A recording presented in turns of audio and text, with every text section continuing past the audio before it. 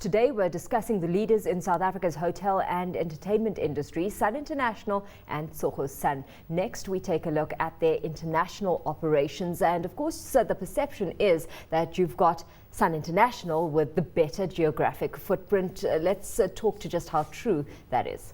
Well, they've got operations in Chile, the Monticello casino, which has been impacted recently with anti-smoking legislation. So we saw a big drop-off there as all of a sudden the area in which the smoking participants, gamblers could play their games is smaller on the total floor space than what it was previously. They also have some operations in Nigeria. And even though the operations in total might generate more profits than Tsogo Sun's international operations, as a percentage of their portfolio, these international operations are less than 10%. They also have operations in Botswana, Namibia, Swaziland, Lesotho, while Tsogo Sun has mostly been focused on Africa. So they also recently announced further participation in the African gambling market and hotel market, with some developments in Mozambique as well as Nigeria.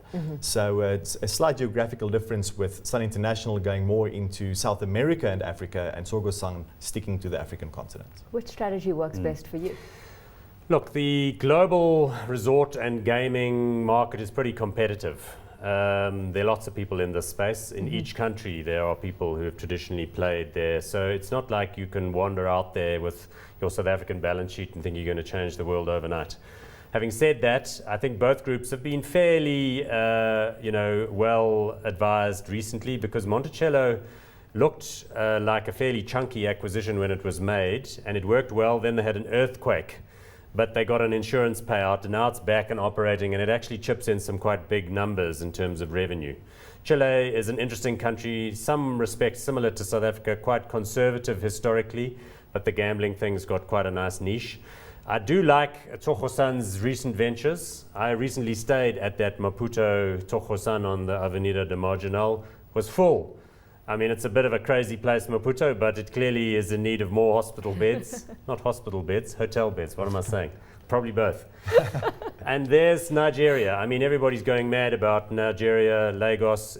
You pay a pretty price to stay in a decent accommodation in Lagos as well. So I think it's just another one of those respects in which Tsogo is moving. It's clearly got the capital, it's got the will, and it's going to do more and more and more. And I suspect it'll be a bigger part of their business. So cautious, I think, is good, but getting out there is also good. Yeah. Are you as cautious? What I like about Tsogo Sun's approach is, and when I mentioned earlier the relative sizes, Tsogo Sun's hotel operation is maybe bigger, but the African operations are actually quite small. So what I like is that they're taking the hotel operations as driving the international strategy, while Sun International is still doing it on the gambling side with the casino in Monticello. And when you compare the two, that's also a slight difference, and I quite like the hotel operations in Africa.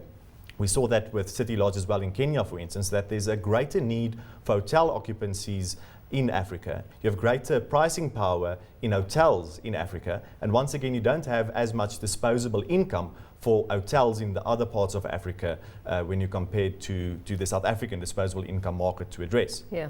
So what that means is, I like the fact that Tsogo Sun is saying, let's use hotels to expand internationally. But I must say that if Sun International can get the gambling side right on the South American continent, that means that they've got some experience of dealing with regulatory regimes outside of South Africa. And that means in 10 years' time, maybe they're better set up then to take gambling to the African continent.